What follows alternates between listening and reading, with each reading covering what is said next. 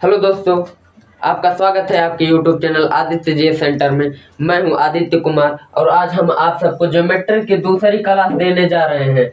Geometry की दूसरी class line and angle की। दोस्तों, अगर आपने पहले चैप्टर को नहीं देखा है ज्योमेट्री के फर्स्ट क्लास को तो जरूर देख लीजिएगा, वरना आपको अगर समझ में नहीं आएगा ना ज्योमेट्री तो आप बोलेंगे सर आपने बोला था, कसम खाया था कि ज्योमेट्री हम आपको समझा के रहेंगे, ज्योमेट्री हमको नहीं समझ में आ रहा है। तो हम प्लेलिस्ट बना दिए हुए हैं, आप वहां से फर्स्ट वीडियो को देख सकते हैं। ज्योमेट्री के पहले क्लास को प्लेलिस्ट कैसे बना है देखिए। हमने geometry line and angle first ऐसे करके लिख दिया हुआ है, आप वहां से ज्योमेट्री के फर्स्ट क्लास को देख सकते हैं।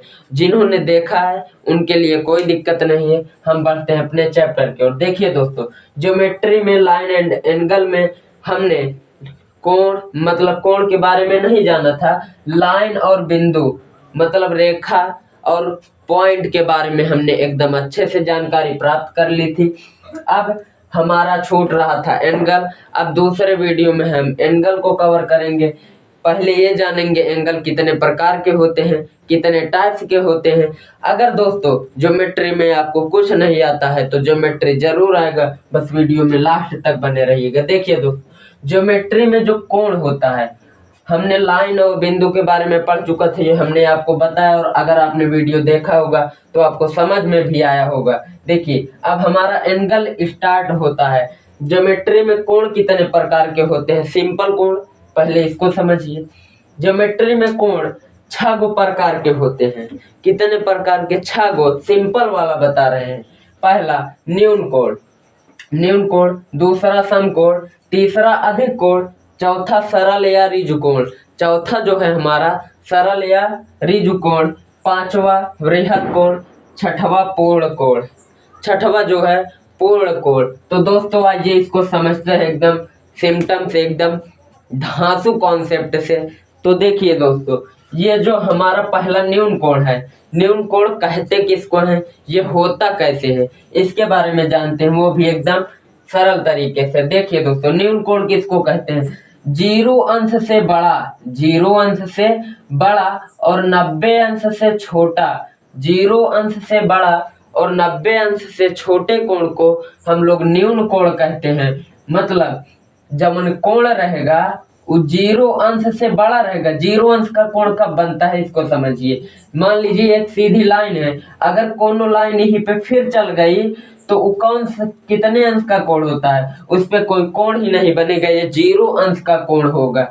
दोस्तों देखिए, आप बोलेंगे सर कोण किसको कहते हैं, ये तो बताओगे नहीं किए। तो देखिए, कोण उसको कहते हैं दो रेखा के बीच का जो झुकाव होता है उसी को हम लोग कोण बोलते हैं, उसी को हम लोग कोण बोलते हैं। जीरो अंश का कोण कैसे बनता है इसको हमने आपको बताया। देखिए, जब इसी लाइन पे कोई रेखा फिर से ऐसे चल जाए तो इस पे कोई झुकाव नहीं है तो एक भी अंश का कोण नहीं बनेगा, ये सिर्फ जीरो अंश का कोण है। तो जीरो अंश का कोण ऐसे मतलब क्या बोल रहा है न्यून कोण? जीरो अंश से बड़ा और 90 अंश से छोटे कोण को हम लोग न्यून कोण कहते हैं।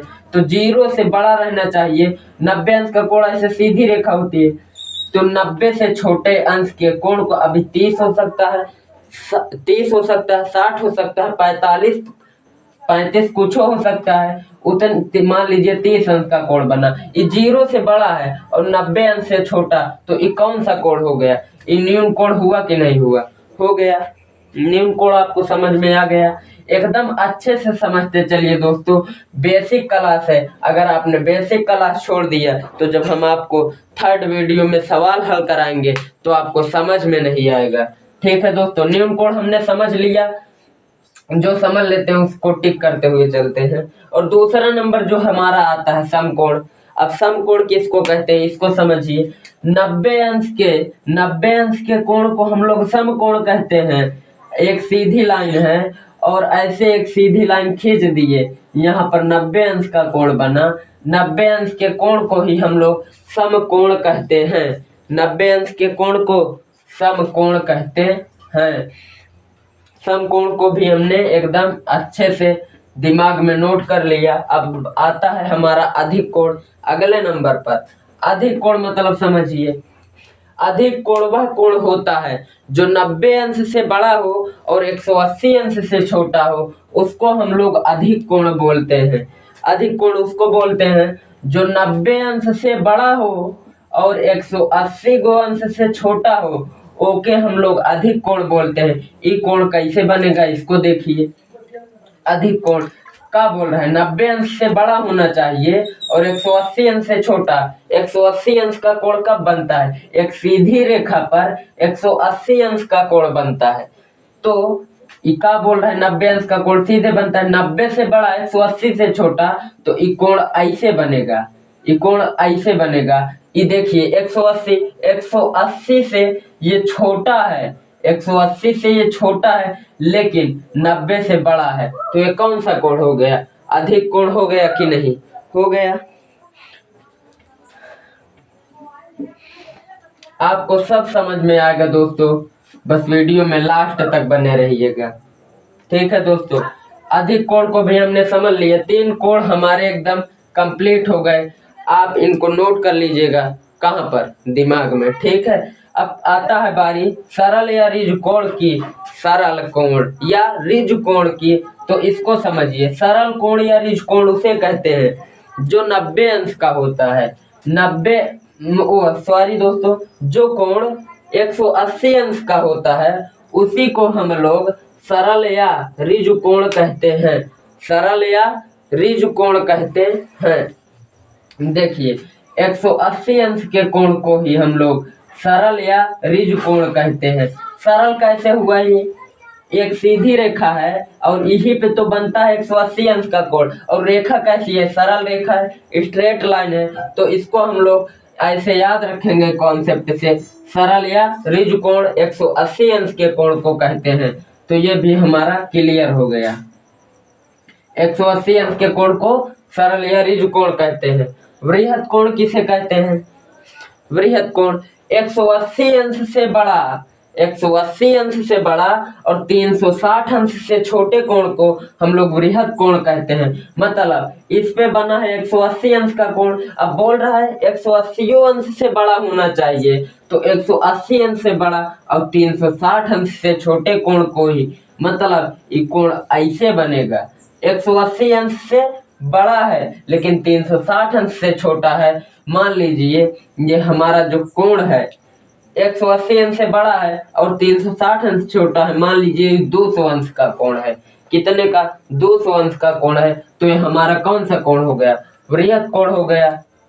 वृहद कोण। अब बारी आती है पूर्ण कोण की। तो दोस्तों इसको एकदम बारीकी से समझिएगा, पूर्ण कोण, वरना आप अभी कंफ्यूज हो सकते हैं, लेकिन हम आपको कंफ्यूज होने नहीं देंगे। देखिए पूर्ण कोण किसको बोलते हैं, पूर्ण कोण, पूर्ण कोण देखिए एक सीधी रेखा पर 180 का कोण बनता है, एक 80 का, ये सभी लोग जानते हैं। 180 अंश का कोण बनता है एक सीधी रेखा पर। मान लीजिए इसका हमने नाम दे दिया ए बी, इसका और छोर हो गया कोना कोनी। ठीक है, इतना आपको समझ में आया। एक सीधी रेखा पर 180 अंश का कोण बनता है, इसको हमने जाना जैसे कि सरल रेखा पर बनता है, ये आपने आगे पढ़ा भी है और आप जानते भी हैं। पूर्ण कोण किसको कहते हैं, 360 अंश के कोण को पूर्ण कोण कहते हैं। अब बोलेंगे सर इसका डायग्राम कैसे रहेगा, इसको तो हमको समझ में नहीं आ रहा। तो देखिए दोस्तों आपको सब समझ में आएगा। देखिए 180 है, मतलब जब यही लाइनवा पे एक और कोण बनेगा 180 और 180 हो जाएंगे 360 अंश का कोण। तो अगर इस कोण पे जैसे मान लीजिए यहाँ से कोई कोण घूमता हुआ आए, घूमता हुआ ऐसे आए और फिर इसी लाइन पर परिकलित हो जाए, तो उस वह कोण 360 डिग्री का होता है। 360 डिग्री का कोण बनता है। अब बोलेंगे सर अभी आपने बताया था कि अगर एक सीधी रेखा है उस पे अगर कोई लाइन फिर से जाती है तो वह कोण 0 डिग्री का होता है। हमने बताया था कि इस लाइन पर 0 डिग्री का कोण ही बना है, लेकिन इस पे 360 अंश का ही काहे लिए, इसको समझिए। देखिए इस पे 0 डिग्री का इसलिए बना क्योंकि इसने कोई चक्कर नहीं काटा और डायरेक्ट इसी लाइन पर हमने दूसरी लाइन खींच दी, इसीलिए ये 0 अंश का कोण बना। लेकिन ये जमन है ये कोण ऐसे घूमता हुआ आया तब जाके इस पे फिर से मिला, इसलिए यह कोण जो है 360 अंश का कोण बना। तो दोस्तों आपको इतना समझ में आ गया, ये सिंपल कोण थे। अभी हमको आगे और से कोणों के बारे में जानना है। इसमें हम आपको एकदम बेसिक क्लास बता रहे हैं, आपका कोण वगैरह एकदम कंप्लीट कर देंगे। फिर हम नेक्स्ट वीडियो में जब क्वेश्चन कराने लगेंगे तो आपको एकदम अच्छे से समझ में आएगा दोस्तों।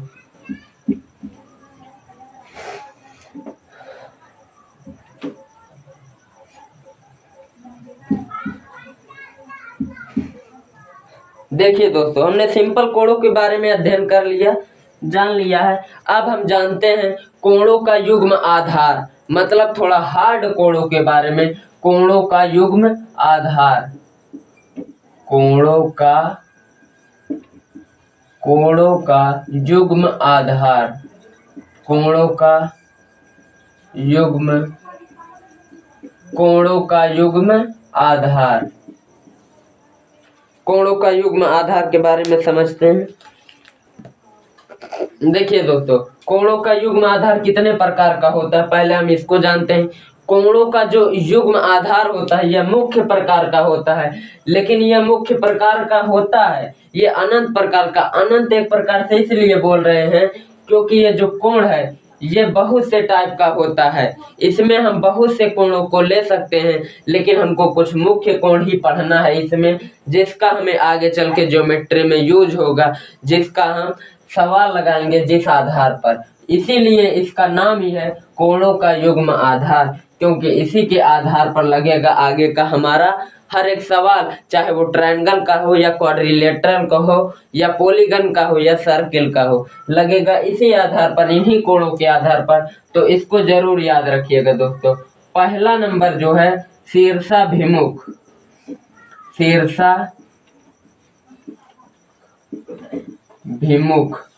शीर्षाभिमुख या सम्मुख कोण। शीर्षाभिमुख, इसको हम लोग एक और नाम से जानते हैं, सम्मुख कोण के नाम से जानते हैं। और दूसरा नंबर जो है कोटिपूरक कोण। कौन सा? कोटिपूरक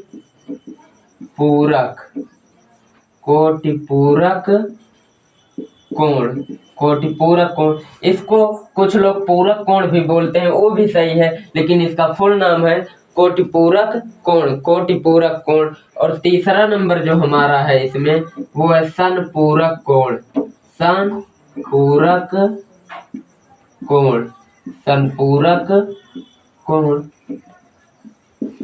देखिए दोस्तों, पहला शीर्षाभिमुख, दूसरा कोटिपूरक कोण, तीसरा संपूरक कोण और चौथा आसन्न कोण। चौथा कौन सा कोण है? आसन्न कोण। पांचवा रेखीय युग्म, पांचवा है रेखीय युग्म। और जो छठवां कोण है हमारा वो है सर्वांगसम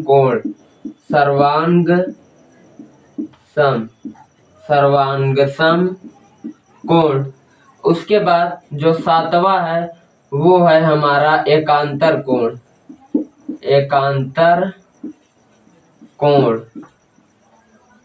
उसके बाद आठवां हम लोग ले लेते हैं बाह्य कोण या अंतःकोण। बाह्य कोण या अंतःकोण। और इसमें हम लोग बहुत से कोणों के बारे में जानते हैं, जैसे 9वां हो जाएगा हमारा संगत कोण।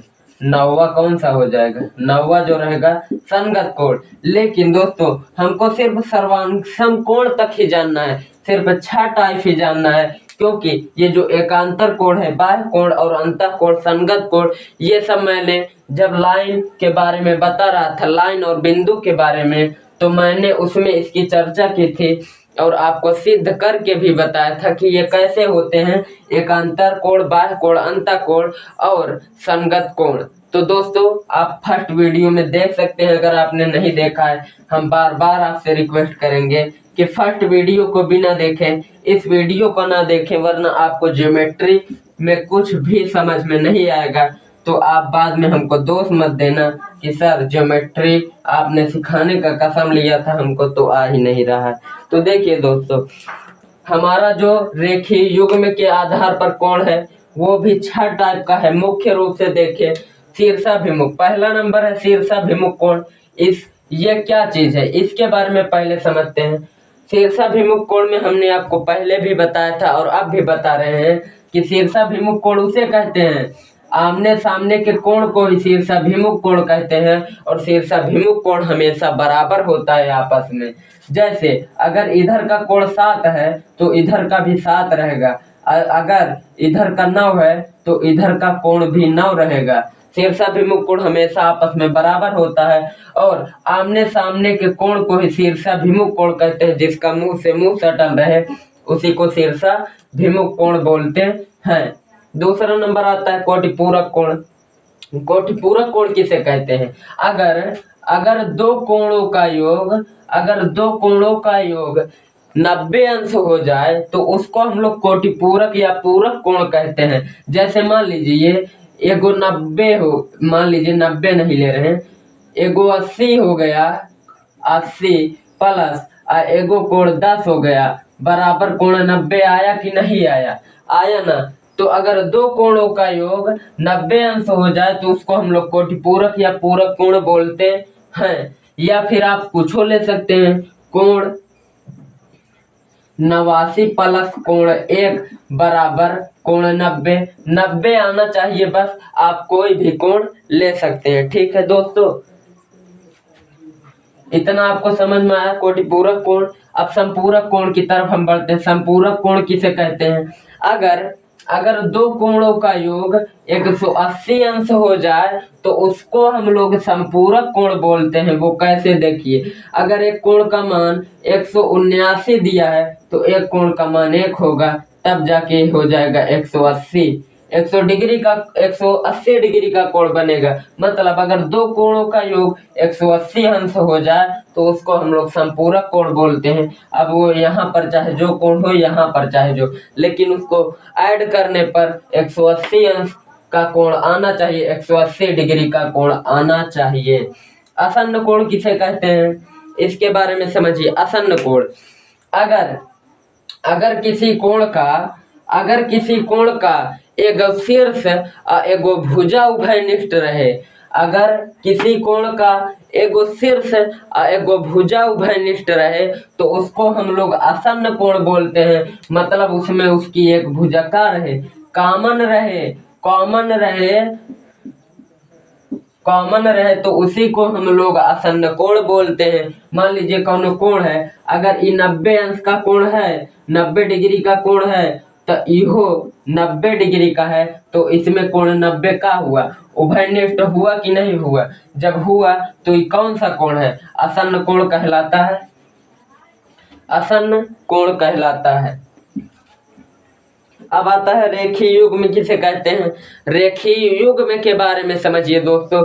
ज्योमेट्री या हार्ड नहीं होता, ज्योमेट्री हार्ड आपको लगता है, लेकिन आज के बाद ज्योमेट्री हार्ड आपको नहीं लगेगा अगर आप सभी वीडियो को मेरी ज्योमेट्री की एकदम शुरुआत से देखते हैं। तो देखिए, आसन्न कोण हमको समझ में आ गया कि अगर उसमें उसका शीर्ष और एक भुजा उभयनिष्ठ रहे, मतलब कॉमन रहे, तो वो आसन्न कोण होता है। रेखीय युग्म सेम मैच खाता है कोटिपूरक कोण से। मतलब अगर दो कोण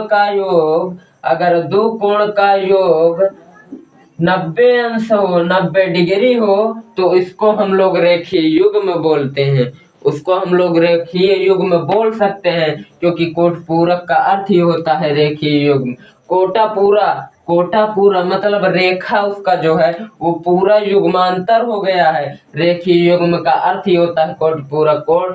तो क्या हो गया, कोटपूरक कोण जैसा होता है वैसा रेखीय युग्म भी होता है। आपको इतना समझ में आ गया होगा। 6वां नंबर जो हमारा है यह है सर्वांग समकोण। कैसा है, सर्वांग समकोण। इसको समझिए क्योंकि ये जो कॉन्सेप्ट वाला कोण है ये त्रिभुज में भी यूज होगा, हर एक जगह यूज होगा। यूज तो सभी होंगे लेकिन सबसे ज्यादा आपको सर्वांग समकोण का यूज करना पड़ेगा क्योंकि त्रिभुज में ऐसे सवाल आते हैं, ऐसा भाषा आता है सवाल का, बोलता है कि इसको सिद्ध करो ये सर्वांग सम है कि नहीं, इसको बराबर सिद्ध करो, ऐसा बोलता है। सर्वांग समकोण किसे कहते हैं इसको समझिए। देखिए, अगर किसी दो कोणों का आंशिक जो रहे, आंशिक मान रहे, अगर वो बराबर हो जाए तो उसी को हम लोग सर्वांग कोण बोलते हैं। सर्वांग का सिंबल जो होता है कुछ इस प्रकार सा होता है। सर्वांग का यह सिंबल होता है, इससे हम लोग इसको दिखाते हैं। अब बोलेंगे सर आप बोल रहे हैं इसका आंशिक मान बराबर होना चाहिए, कैसे हम मान लें? सिद्ध करके बताते हैं आपको। काहे नहीं मानेंगे आप लोग? सिद्ध करके आपको बताते हैं कि कैसे सर्वांग समकोण का आंशिक मान बराबर होना चाहिए।